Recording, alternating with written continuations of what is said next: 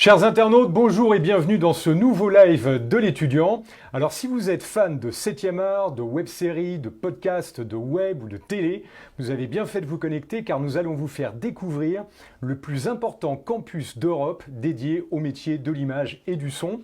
Avec nous en invité sur le plateau, Stéphane Lamy, bonjour. Bonjour. Vous êtes directeur pédagogique de 3IS. Oui. Et Léana Savio, bonjour. Bonjour. Vous êtes étudiante en 3e année, image. Alors, vous le savez, bien sûr, si vous avez des questions, vous les postez dans la partie commentaires de la page et Joséphine, notre community manager, se fera un plaisir de les relayer pour qu'on vous réponde en direct. Avant de commencer, Stéphane Lamy, peut-être quelques mots de contexte sur l'audiovisuel aujourd'hui, entre l'expansion irrésistible du digital, la fièvre des séries, la télé qui se maintient et le cinéma qui a vécu une année record l'an dernier. Oui. Ça se porte bien. Alors ça se porte bien. Ouais, le cinéma marche toujours très très bien en France et dans le monde. On produit en France à peu près un peu plus de 250 films par an. Mais c'est vrai que le contexte du numérique, le contexte des séries, le contexte, je dirais, de l'image et du son en permanence, sur tout support, sur nous en permanence, fait que l'explosion de la TNT aussi, on l'a bien vu, l'explosion de toutes les chaînes, fait qu'il suffit d'avoir une box chez soi pour avoir accès à 900 chaînes. On regarde la nouvelle génération qui ne regarde peut-être plus la télévision sur le poste de télé, mais regarde la télévision sur une tablette, sur leur téléphone. Et donc c'est vrai que l'offre, c'est en fait, la demande s'est multipliée. Et du coup, il faut bien sûr beaucoup de jeunes professionnels pour faire tourner tout ça. Voilà. Il faut créer du contenu maintenant. Il faut créer du contenu parce qu'on a les supports, on a même tous un support sur nous. On n'a pas forcément assez de contenu d'ailleurs, les gens sont vraiment demandeurs de contenu, à voir, à entendre, à revoir aussi, ce qui est fabuleux avec le numérique. Donc c'est vrai que ça explique aussi le succès de 3IS et son développement pour adapter à toutes ces nouvelles demandes de marché, tout simplement. Alors, on va découvrir maintenant de l'intérieur le campus, la formation. 3IS tout d'abord. Alors 3IS, Institut international voilà. de l'image et du son. Exactement. Parce que historiquement, l'école qui a fait sa 30e promotion cette année, au départ, on était vraiment spécialisé en image, montage et son. On a développé depuis beaucoup d'autres corps de métier, beaucoup d'autres filières.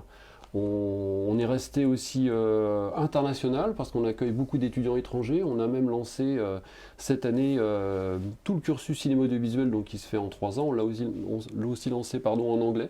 Donc on peut faire sa formation 100% en anglais en étant français ou surtout, bien sûr, en étant étudiant étranger. Vous accueillez des étudiants étrangers, voilà. Ce qui est très nourrissant parce que du coup, on a des... Et ils parlent plus profils. souvent anglais que français. Donc Carrément. d'où l'idée de faire le cursus de 3 ans totalement en anglais, à 100% anglais. Magnifique. Vous travaillez des fois en anglais sur les plateaux, Léana ? Principalement dans ma filière, non. Non, mais on a des cours d'anglais qui nous permettent d'avoir un lexique de cinéma en anglais. Donc avec tous les mots qu'on peut utiliser dans ce métier et sur un plateau américain ou anglais par exemple. Excellent. Et les équipes sont beaucoup internationales maintenant. Oui. Donc on a un peu besoin quand même de savoir travailler en anglais, voilà, quel que soit le corps de métier. Tout à fait. Alors, on va découvrir les formations. Première actualité, vous êtes maintenant dans Parcoursup. Oui. C'est un programme reconnu par l'État. Alors ça, c'est un bond en avant, c'est très bien. Alors c'est très bien parce qu'on avait la reconnaissance métier, parce qu'on était connu. On a eu jusqu'à présent, on avait des titres donc certifiés RNCP, ce qui est une reconnaissance professionnelle. On avait la reconnaissance aussi des pros par le succès, par exemple, de nos courts-métrages en festival qui sont primés.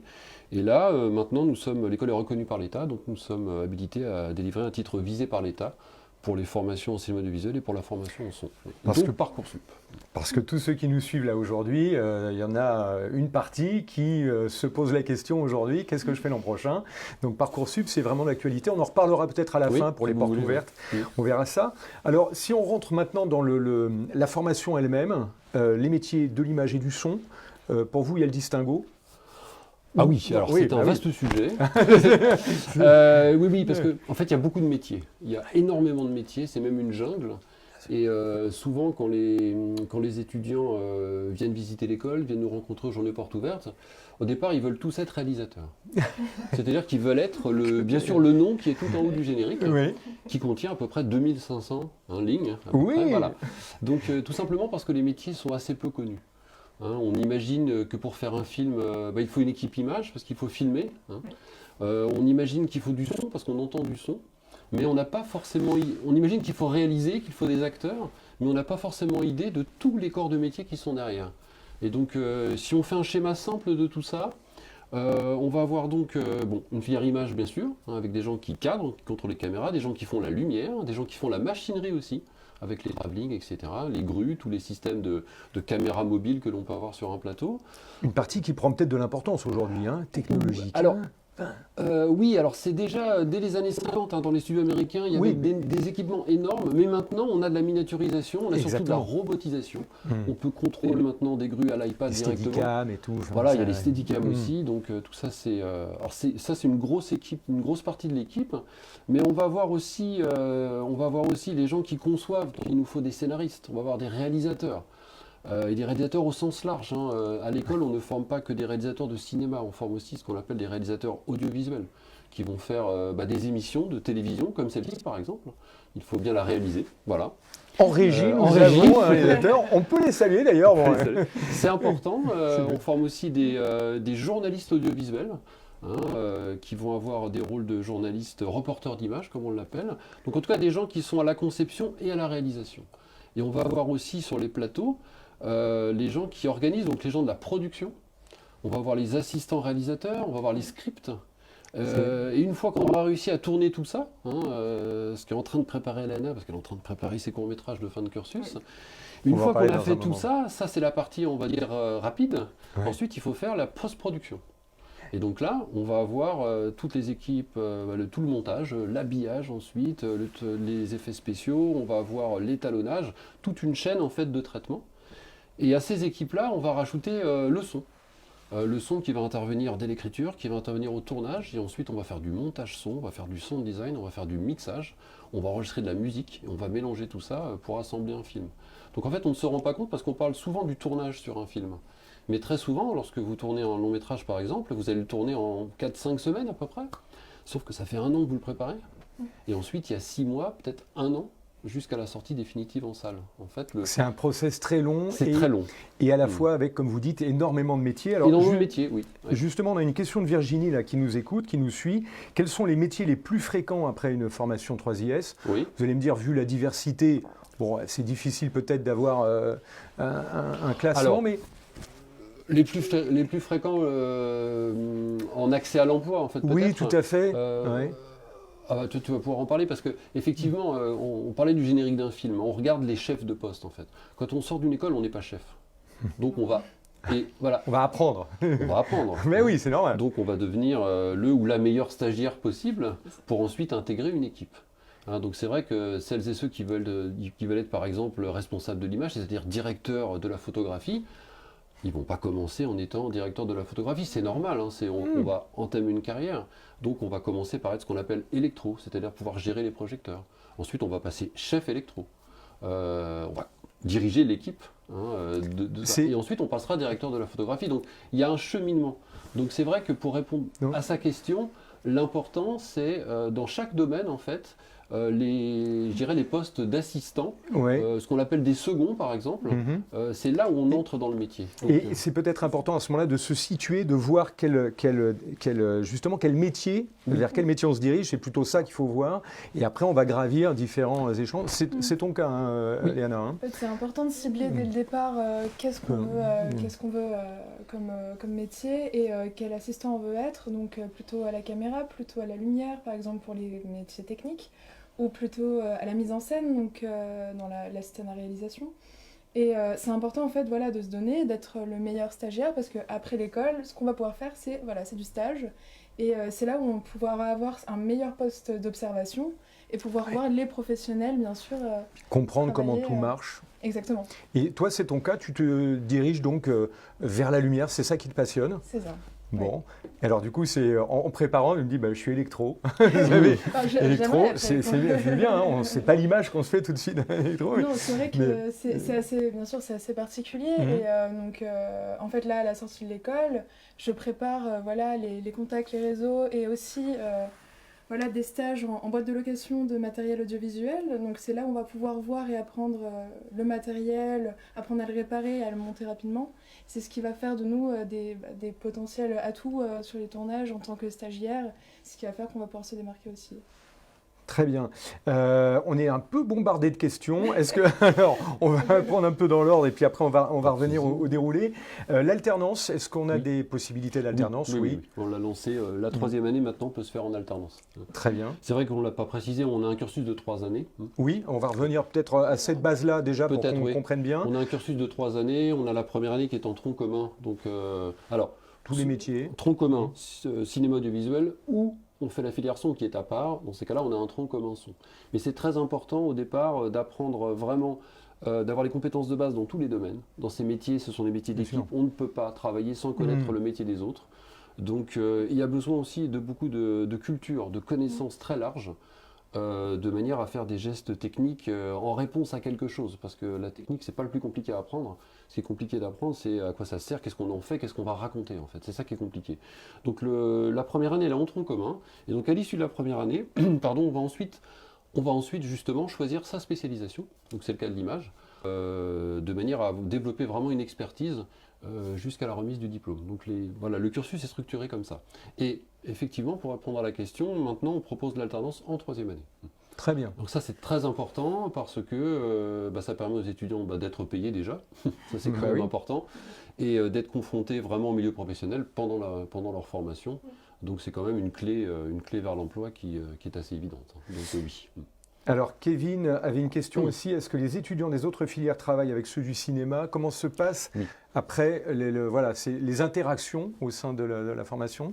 Alors là, on peut donner des exemples. Pour nous, c'est très très important. Parce que l'idée, ce qu'on défend nous à 3IS, dans notre ADN, c'est vraiment de faire des vraies mises en situation professionnelle. C'est-à-dire qu'on veut dépasser l'exercice. Quand on fait un film, on fait un film. L'objectif, c'est de l'envoyer en festival ensuite. C'est pas de se dire on a réussi l'exercice. Non. Donc ce que vous avez dit en entrée, il y a des courts-métrages primés sur des festivals. Oui, c'est important. Et ça, c'est très important parce que c'est une vraie carte de visite ensuite pour eux. Donc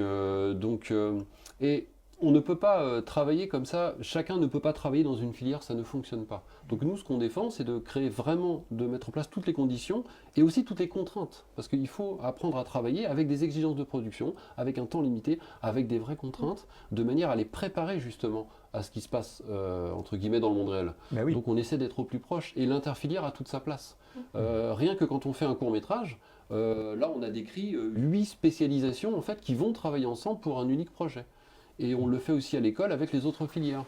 Le son, bien sûr, est très proche du cinéma, parce qu'on ne fait plus des films muets, quand même. Bien sûr. Voilà. Depuis les années 30. Donc, mais aussi avec notre filière spectacle vivant, avec notre filière animation jeux vidéo, on a un BTS aussi. Enfin bref, on fait travailler tous ces gens-là ensemble pour faire de vraies productions complètes. Et ça change complètement le rapport des étudiants à la mission qu'on leur donne, et surtout le rapport aux autres, parce que ça leur apprend vraiment à avoir le bon comportement, et il ne faut jamais oublier que c'est par le comportement qu'on est embauché. Ça, dans ces métiers-là, il faut vraiment avoir un comportement... Le savoir-être, c'est de plus en plus important, parce que comme vous l'avez souligné, c'est essentiellement un travail d'équipe, donc là, le savoir-être, c'est primordial. C'est primordial. Et puis en même temps, on fait de la création. Donc il faut s'épauler.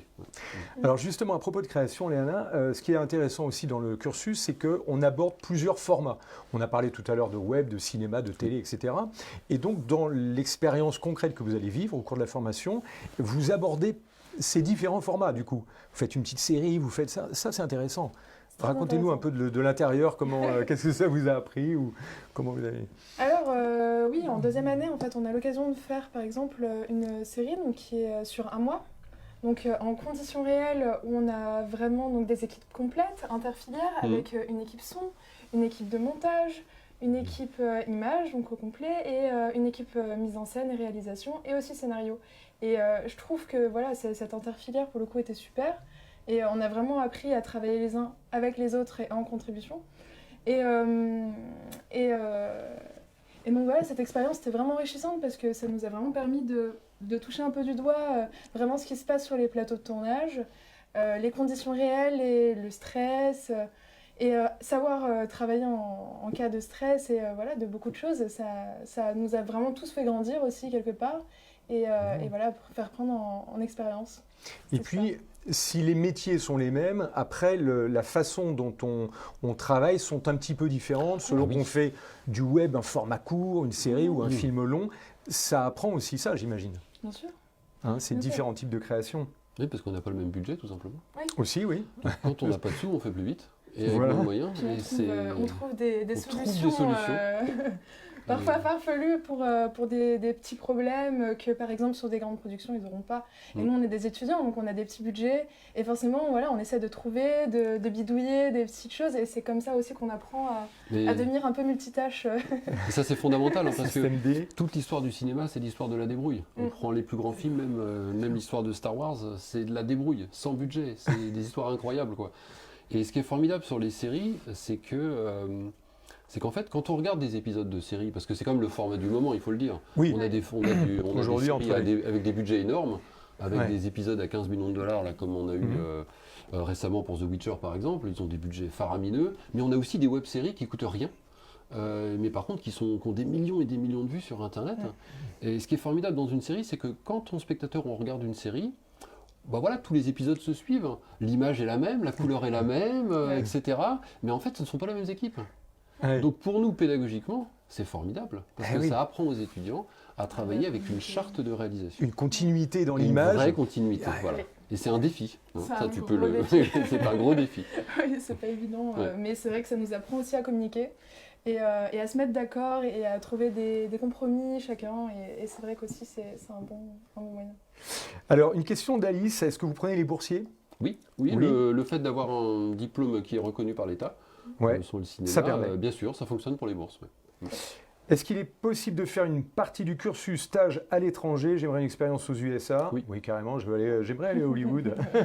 Alors ça coûte cher. Non, mais c'est bien, mais on peut en parler puisque donc il y a cette formation en anglais, vous accueillez des étudiants étrangers, mais après, le fait de travailler déjà, d'être sensibilisé à un travail en anglais avec des étudiants un peu comme ça internationaux, alors, après l'idée c'est d'apprendre aux étudiants donc à pouvoir travailler en anglais, mais le système de stage en fait, parce qu'on leur fait faire des stages, ils ont 1 mois en première année, ils ont 2 mois en deuxième année, ils ont 6 mois en troisième année s'ils ne font pas l'alternance, c'est très important.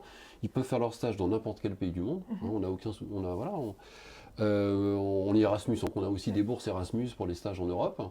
Après, le stage à l'étranger, c'est important, ça développe son réseau, mais ça le développe par contre à l'étranger. Oui. Donc, vraiment, si on veut travailler à l'étranger, c'est ça. Après, on voit aussi l'importance de travailler avec des équipes internationales. Les coproductions, il y en a quand même de plus en plus.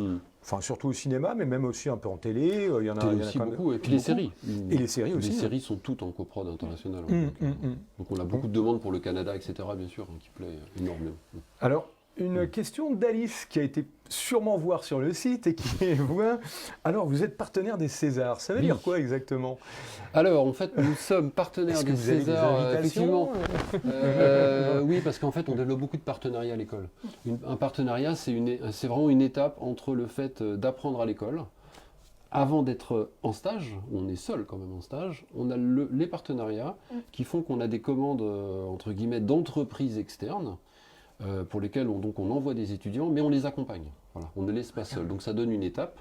Mais par contre, c'est très professionnalisant, parce qu'il ne faut pas se rater. Et ça fait maintenant plus de 10 ans que nous sommes partenaires des Césars. Alors être partenaire des Césars, ça veut dire faire en fait toutes les vidéos des Césars. Donc quand vous allez sur le site de l'Académie, toutes les vidéos sont réalisées par nos étudiants. Parce qu'en fait, les Césars, on connaît la remise des prix, qui est, elle, organisée par Canal+. Mais par contre, avant et après, il y a énormément d'événements. Il y a les révélations, il y a le prix du producteur, etc. Bref, il y a les annonces des nominés, etc. Ça, c'est nous qui le faisons. Voilà. Donc, excellent. On a beaucoup de soirées, en fait, qui sont couvertes par les étudiants. C'est très valorisant, même j'imagine, pour les étudiants, parce que tout d'un coup, on est dans le métier et en plus dans un univers qui fait rêver. César, ça reste quand même la cérémonie du cinéma en France, donc c'est beau de travailler et de collaborer sur cet événement. Le soir des Césars, on filme bien sûr le tapis rouge et on a un plateau 3IS en fait, qui est après le plateau Canal. Donc les Césarisés, ensuite, donc vraiment c'est comme si c'était la télé de l'Académie, viennent répondre à des interviews, etc. Donc, puis pour les étudiants, c'est important. parce que ça casse le rapport avec le côté artiste paillette. Oui. Et c'est important de le casser parce que ce sont des gens qui travaillent aussi, ils font leur travail. Et donc c'est important de plus avoir cette distance. Il y a ce côté artisan, métier quand même dans le cinéma qui est important. Je sens que l'ambiance est quand même comme ça chez vous aussi. Oui, c'est important. Il faut mettre un peu de côté le showbiz et voir que ce sont des métiers comme vous avez dit, de fabrication collective. Dans laquelle il y a une part de rêve, il y a beaucoup de passion dedans, il y a une part de rêve, parce que c'est vrai qu'on est tous fans de cinéma, on adore tous et toutes aller au cinéma, mais les acteurs, ils font leur travail. Les réals, les équipes techniques font leur travail, quel que soit leur niveau, donc il faut aussi briser cette glace. Et c'est important de permettre aussi aux étudiants justement de se rendre compte qu'en fait, Bien sûr. c'est un joli monde de paillettes, mais ce sont des gens qui travaillent avant tout. Oui, Donc, puis ça nous permet aussi de voir un petit peu ce qui se passe dans ces coulisses-là, et puis d'avoir ces contacts aussi qu'on peut avoir, de travailler avec d'autres professionnels, donc par exemple du spectacle à côté, et c'est vraiment très intéressant. Excellent. Alors, question de Kevin. Le concours pour rentrer chez vous ou les modalités d'admission, c'est sur Parcoursup. Oui. Donc déjà, il ne faut pas oublier de nous sélectionner, parce que Parcoursup est ouvert depuis hier, je crois. Oui, c'est ça. Oui, on est hier, dans l'actualité. Jusqu'au 12 mars.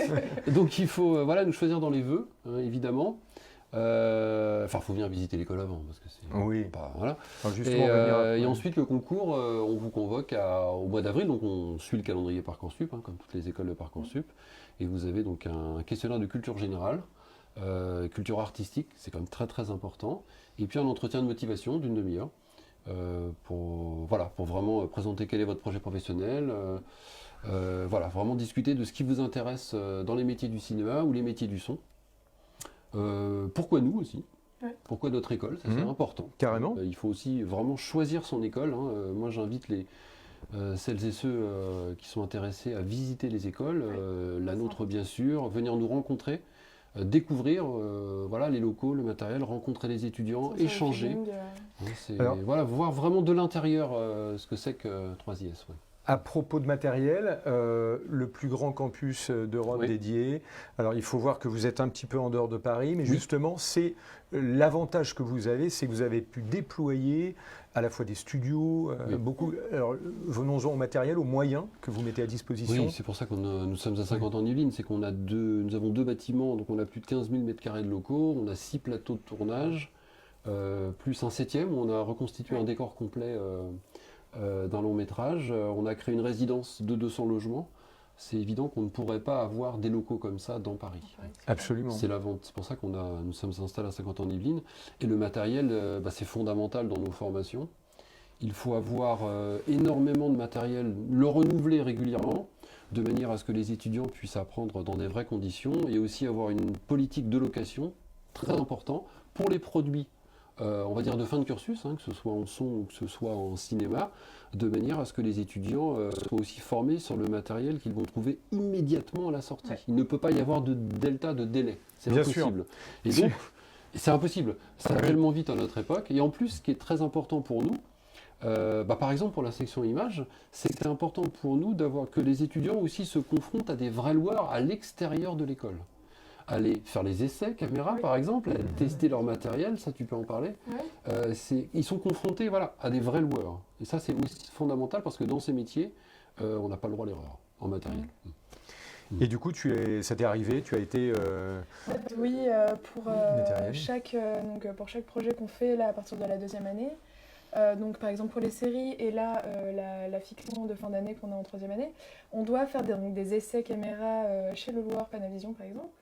Et nous devons essayer donc ces caméras avec le loueur et voir, tester. On a beaucoup de tests à faire sur les optiques par exemple et la caméra pour voir comment la caméra réagit. Et nous l'apprivoiser un petit peu parce que c'est des caméras qu'on n'a jamais utilisées, des caméras vraiment peut-être plus professionnelles qu'on n'a pas eu l'occasion d'essayer. Et là pour le coup c'est vraiment quelque chose de professionnalisant. En arrivant devant le loueur, il faut pas faire de bêtises, il faut vraiment être professionnel.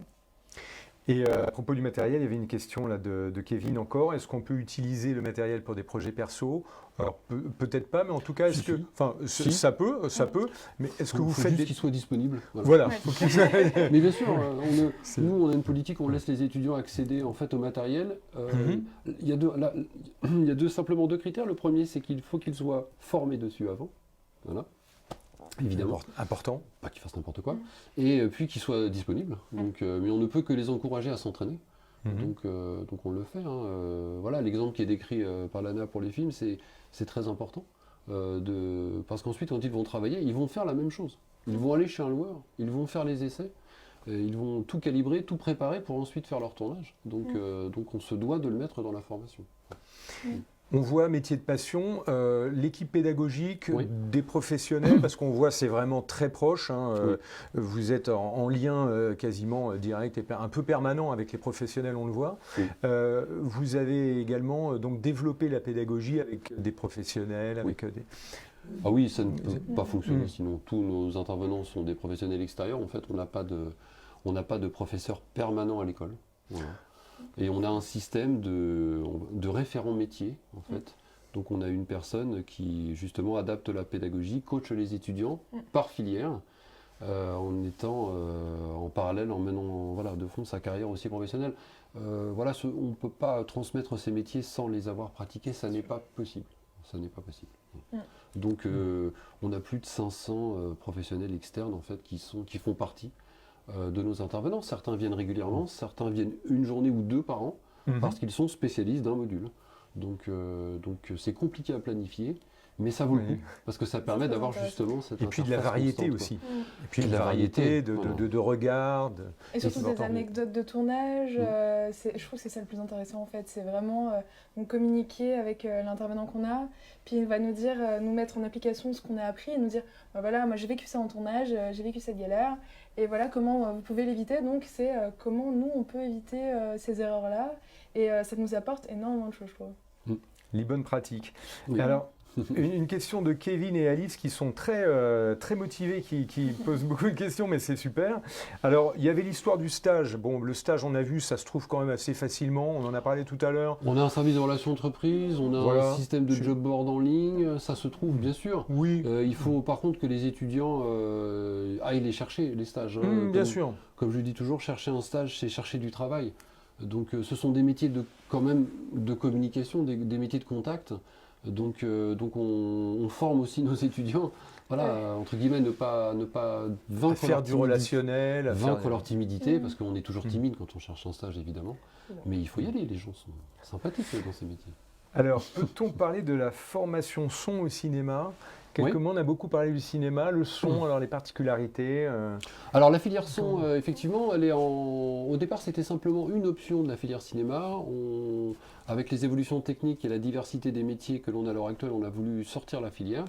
Donc ça reste très très imbriqué l'une avec l'autre, mais on a 3 domaines en fait d'expertise dans la filière son, donc qui se fait aussi en 3 ans. Avec son diplôme visé par l'État aussi. On va se concentrer sur tout ce qui est lié plutôt proche de la musique, c'est-à-dire le travail en studio, que ce soit en enregistrement ou en mixage, le travail de sonorisation de concerts, sonorisation d'événements au sens large aussi. Donc 2 secteurs de profession. On va se concentrer sur tous les métiers, bien sûr, du son, entre guillemets, à l'image. Le cinéma, bien sûr, la télévision, il y a énormément de travail de son à la télévision, que ce soit dès le tournage, comme on est en train de faire aujourd'hui, ensuite en post-production, en montage son, en mixage à l'antenne. On va se concentrer aussi sur tous les métiers de la création sonore pour la radio, c'est-à-dire sans image, parce qu'il y a vraiment une énorme poussée en ce moment, une demande de contenu de son sans image avec tous les systèmes de podcast. Bien sûr, voilà, c'est très très populaire. Les livres audio, donc il y a beaucoup de demandes. Là, on est en marché tendu pour l'emploi. Il n'y a pas assez il y a plus de demandes en fait, il ne faut pas l'oublier. Il faut être très créatif aussi parce qu'il faut créer les bruitages, les ambiances, etc. Donc c'est très intéressant. Et on a aussi le domaine d'expertise dans le sound design. Dans le sound design, surtout lié aussi aux jeux vidéo. Parce que ça aussi, c'est un marché qui est en pleine expansion. L'industrie du jeu vidéo a dépassé l'industrie du cinéma. Ce qui est énorme. On est à plus de 110 milliards, je crois, de recettes l'année dernière. Enfin, c'est incroyable. Et un jeu vidéo, sans le son, c'est pas Il y a oui, énormément de travail sonore en jeu vidéo. Ah oui, c'est ce qui fait le jeu presque Voilà. aujourd'hui. Donc il y a vraiment différents aspects. Dans les métiers du son, on aura des gens qui seront très créatifs, on aura des gens qui seront très techniques, un petit peu comme dans la filière cinéma. Très bien. Voilà, donc on a vraiment fait exactement sur le même principe, hein, les mêmes stages, l'alternance en 3e année, le diplôme visé par l'État, voilà, la même logique en fait, et on les fait bien sûr travailler ensemble. Excellent. Donc voilà, c'était la réponse pour la question de Kevin. On va terminer sur 2 infos. Alice nous demandait comment on voit les films faits par les élèves sur le site 3IS. Alors pas tous. Pas tous, mais... Attention parce que si on met un film en ligne, on brise sa carrière en festival. Oui, alors donc il y en a qui sont en festival, qui tournent... On ne les met qu'au bout de 2 ans. Donc D'accord. on a beaucoup d'exemples sur le site de 3IS. D'accord, très bien. Ensuite, il suffit de venir aux journées portes ouvertes aussi parce qu'on projette les films dans une salle de cinéma, parce qu'on a une salle de cinéma dans l'école. Donc c'est quand même bien pour se rendre compte de la qualité du travail de la section image, hein, qui sera mieux que sur un petit téléphone. Ben, c'était mon deuxième point. Donc le rendez-vous pour les prochaines portes ouvertes, c'est 22 février. Le 22 février, puisque les inscriptions Parcoursup, c'est jusqu'au 12 mars. Donc le 22 février, ça sera super, le très bon moment pour venir visiter le campus. Eh bien, vous y serez, Léana? Oui, bien sûr, sûrement. Et puis vous aussi, Stéphane? Oui, absolument. Bon. C'est sûr. Merci à tous les deux d'être venus nous faire rêver sur le cinéma qui se renouvelle encore avec... C'est toujours extraordinaire de voir que l'image, le cinéma, avec le dernier film de Sam Mendes, là, on refait un film qu'on n'avait jamais fait avant, voilà, en 2020. C'est fabuleux. Je vous donne rendez-vous pour un prochain Facebook Live très bientôt. D'ici là, portez-vous bien et bonnes études. Ciao.